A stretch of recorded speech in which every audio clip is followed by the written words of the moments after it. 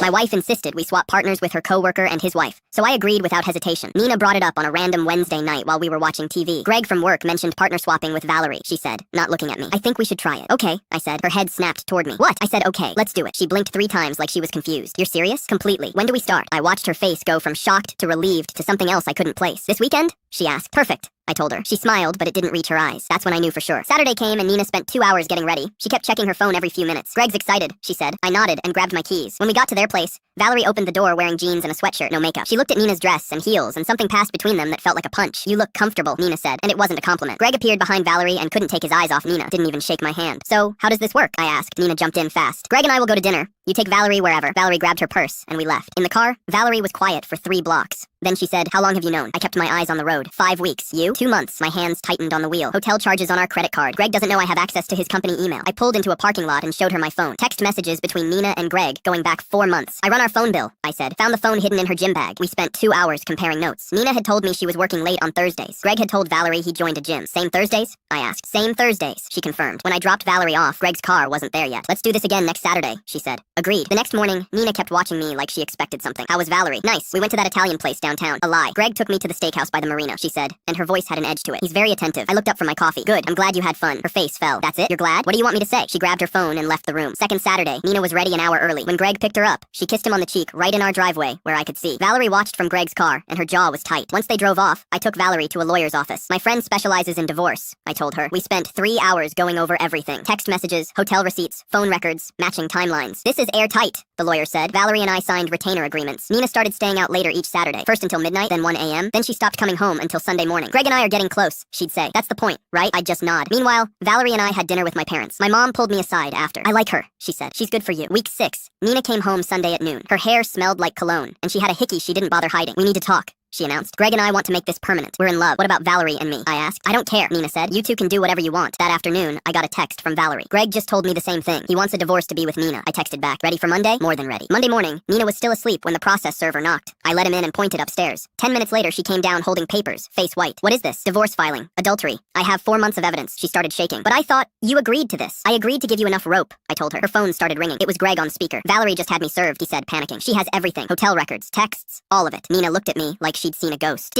Were you and Valerie planning this? Yes. Since before you suggested the swap. I showed her the timeline on my phone. Found your burner phone 5 weeks before you brought this up. Mentioned the idea to Valerie at the grocery store. She mentioned it to Greg. Greg mentioned it to you. You thought it was spontaneous. Nina dropped her phone. The whole time? The whole time. Valerie and I documented everything. You gave us 6 weeks of evidence we didn't have before. She sank into the couch. But you seemed so okay with it. That's because I was getting exactly what I needed. Sign the papers.